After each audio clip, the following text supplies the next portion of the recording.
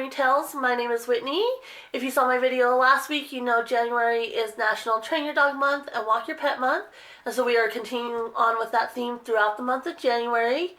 Today I want to focus on physical exercise versus mental stimulation and things you can incorporate into your walk or at home to make sure you're meeting both the needs for your pet.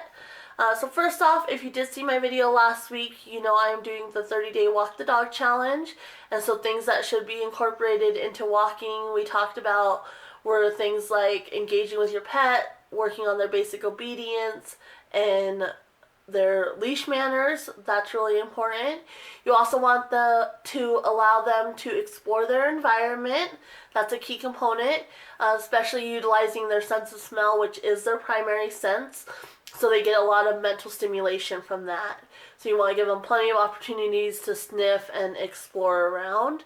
You also want to make sure you're providing opportunities to calmly interact with people and other dogs. And that doesn't necessarily mean physically interacting with people or other dogs. It may mean just observing from a distance. For example, my boxer, I let her interact with a puppy when she was younger. She's no longer with us, but back in her younger years, she interacted with the puppy. The puppy was completely out of control. The owner just thought it was cute, and so she kept slapping my boxer in the face. So my boxer did develop a little bit of leash reactivity. And so we spent a lot of time just going to the park, sitting and observing other people and dogs without physically interacting with them. And so she realized that it wasn't always going to be this big event sort of thing. And so that's really important. And it's important to keep in mind it is okay to say no to letting your dog play with another dog, especially if that dog is unruly. No. Or saying no to people wanting to pet your dog. I had a healer that was not very social. And so she did great around people and other dogs because I never forced her to interact with them, and she was perfectly happy just existing and not having to be pet or interact and play with other dogs. So it is important to know that you can say no even if people are going to get mad at you. It's really about what's best for your dog. So you really want to keep calm, positive interactions. Another thing is to make sure you take the opportunity to have them interact with different objects, surfaces, environments, things like that. Again, using my boxer, there was a store that had like a water machine that she was scared of, the noise it made. And so I was constantly encouraging her to come up and sniff and interact with it. And after a couple times, she realized it wasn't so scary. It wasn't some big monster. And so she was completely fine walking past it after that. Another store had like a big bear statue, so I had encouraged her to interact with that. Again, just be respectful and mindful, especially if you have a male dog, that they're not marking on people's property or anything like that. You just want to do it in a respectful way while getting them exposed to scary things in a positive way so it's not so scary. Another thing I would often do, again being respectful, is when there weren't any kids at the playground, I would let my old girl go onto the little mini baby slides. She loved to run up and slide down them, and then she got exposure to the different surface of the grate and such. So that was another good experience for her, and that really helps if they do go to the vet, because oftentimes the surfaces and such at the vet can be scary, and so exposing them to a broad range of different surfaces is certainly helpful in that instant. So those are different things you can do on your walk.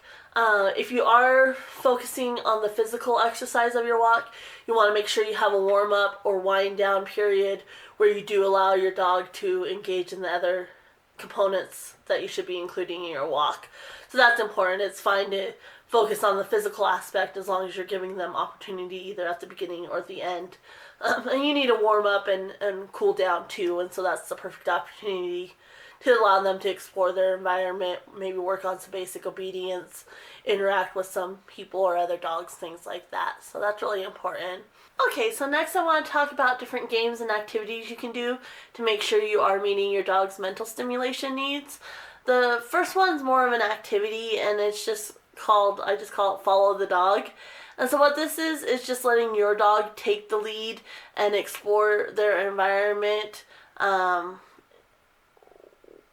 without having to be focused on you and what you're asking them to do, being obedient, things like that. So it helps them relax and unwind.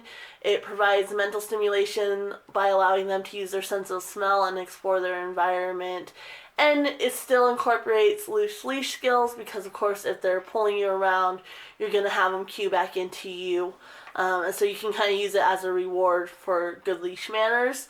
And then you can use the next game I'm going to talk about if they are pulling and dragging you around to kind of cue them back into you before letting them take the lead again. So it's kind of a twofold thing.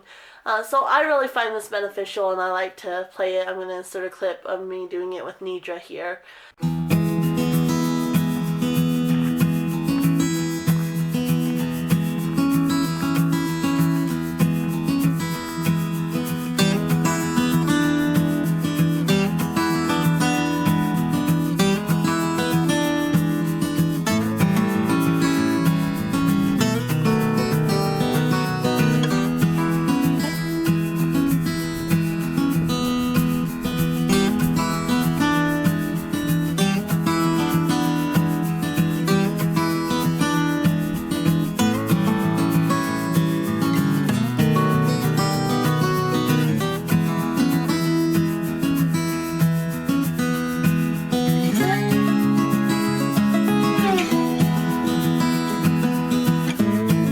And then the next game I'm going to talk about is called the Shadow Game, and I use this one all the time. I don't necessarily play it like a full-on game, but I utilize it in my walks all the time. And so as a full-on game, it's super beneficial because what it is I'm going to insert a clip so you can see, but you're doing fast-paced direction changes, so it really gets them to cue into you, so you're working on their loose leash skills. You're mentally engaging their mind because you're keeping them on their toes, guessing which direction you're going to go next. And it's also physically exercising them because it's fast-paced, so you're changing direction and moving at a fast pace constantly just to kind of encourage them to focus in on and keep up with you. And you can also use it if you do have like a reactive dog and there's something up ahead that you don't want them to focus on and react to. No. You can use it as a way to get them focused and cued into you while whatever it is passing by. And so that's something you can do as well. So I really enjoy this. And I use it on my own walks. If they start pulling, I do a direction change. Most of the time I just kind of jot backwards, but sometimes I'll actually full on change directions. And then once they catch up to me, then I go back to my normal course where I was headed originally. But it's a great way just to kind of keep them, focused on not pulling on the leash, and so they learn that if they feel that tension on the leash, it's kind of a cue to them to come back to you. So I utilize that all the time.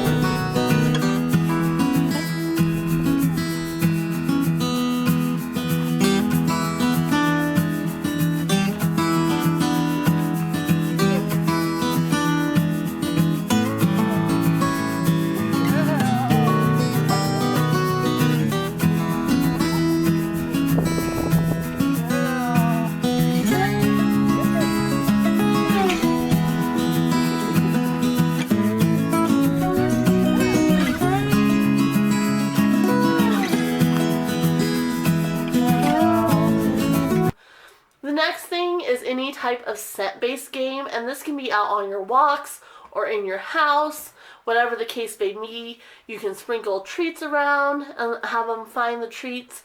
If you are doing that out on a walk, make sure you either ensure your dog picks up all the treats, or you can also get containers, and so that way you're not leaving any treats behind, and so you can have different containers, some empty, some with treats, and they snuffle around and find the treat. just because if you do leave a treat behind, if another dog comes across it, they might have an allergy or something, so you really don't want to leave something that another dog can potentially pick up that's going to make them sick. Even though it's fine for your dog, it may not be fine for all dogs, and so that's really important as well.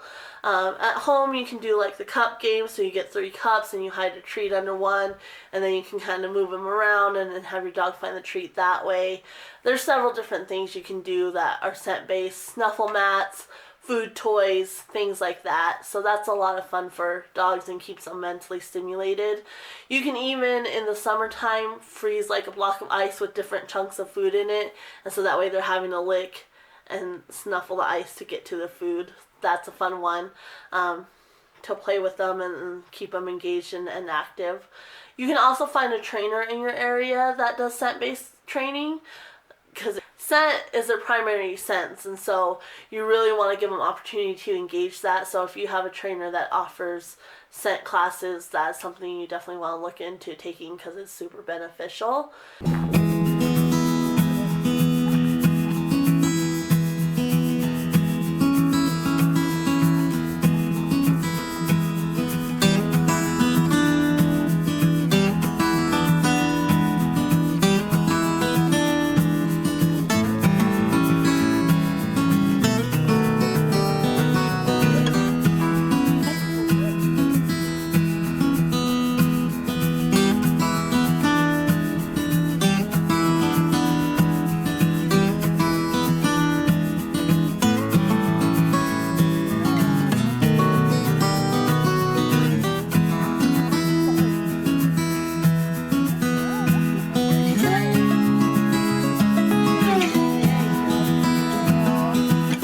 Another thing you can do is like obstacle-based games or training. You can do agility training if you have somebody that offers agility training, and it's not necessarily to compete, but just to have fun with it and expose your dogs to different surfaces and different types of objects. That's really beneficial for them. It's not only physically active, but you're really engaging them mentally when you're doing that. You can do like I did here. I'm going to start a clip.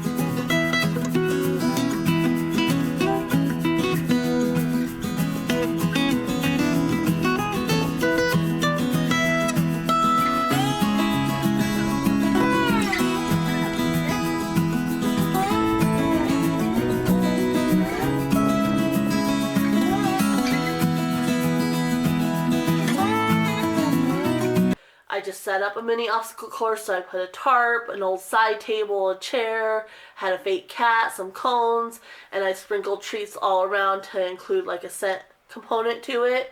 And that's also a way you can work on Leave It too, is if you're sprinkling treats, but you don't want them necessarily finding them and snuffling them up. That's a way to work on leave it and get them mentally stimulated that way.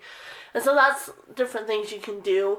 You can also do trick training. I really recommend that in combination with obedience training because it does work on their obedience skills, but it also is a relaxing way to work on their skills without the added stress of, well, they're supposed to get this, they're supposed to behave like this, which oftentimes we put unrealistic expectations on our dog and expect them to do certain things, where trick training kind of takes that pressure off, and it just kind of offers a whole new range of things to teach your dog. My healers are a working breed, and so she was super intelligent, and I had a hard time finding things to engage her with, and so I did a lot of trick training. I taught her to jump on my back, jump in my arms. I got hula hoops and taught her to jump through the hula hoops. Things like that. We also did freestyle to music routines, which is just dance routines with your dogs. There's also heel work to music, which they had to be mostly in a heel, and you're still doing kind of like a little dance routine. So that was something. I never did it to compete or anything, but I would just do it just to keep her mind active and engaged. And we went on a lot of hikes and such to make sure all her needs were met. So that's really important as well. And hikes are a good way because to get them out and exploring different areas, because if you're always just walking the same route, yes, it's safe when you're in the city because you know the dogs on that route and the types of people you are likely to encounter, but going on hikes to different environments are really good for them. They get different types of smells. There's different surfaces and objects that you can use to expose them to, logs, rocks, whatever the case may be. So that's really a fun way to get them into new environments and work on their mental stimulation as well. So those are just kind of the many things you can do with your dog. Of course, if you need any ideas, you can definitely look it up online. But I think that's it for today, and we will see you on Friday. I have a fun video. We are actually going to be playing hide and seek with my dogs. And then the following Friday after that, I have another fun game. And so you definitely want to make sure you tune in for those because they are fun ways to provide physical exercise and mental stimulation as well. So definitely tune back in for Friday. If you like this video, definitely subscribe, give it a thumbs up, and hit that bell notification so you're notified whenever I upload a video. Alright everybody, we will see you next time. Until then, ponder this. There's actually two different types of destructive behavior. There's primary destructive behavior and secondary destructive behavior. Primary destructive behavior is common things that your dog might destroy, chewing on shoes in the house, different objects in the house, house plants, digging holes in the yard, things like that. And that's oftentimes due to either a lack of physical exercise or a lack of mental stimulation, which we've already talked about. But there can also be secondary destructive behavior, which is behavior associated with things like fear, separation anxiety, territorial aggression, things like that. And so if your dog is exhibiting destructive behavior, it's really important that you get them checked out by a veterinarian, and that way you can either start a training plan or added medications that they may need in addition to starting a training plan. And so if you'd like to learn more, definitely click the link in the description below, and we will see you next time. Bye!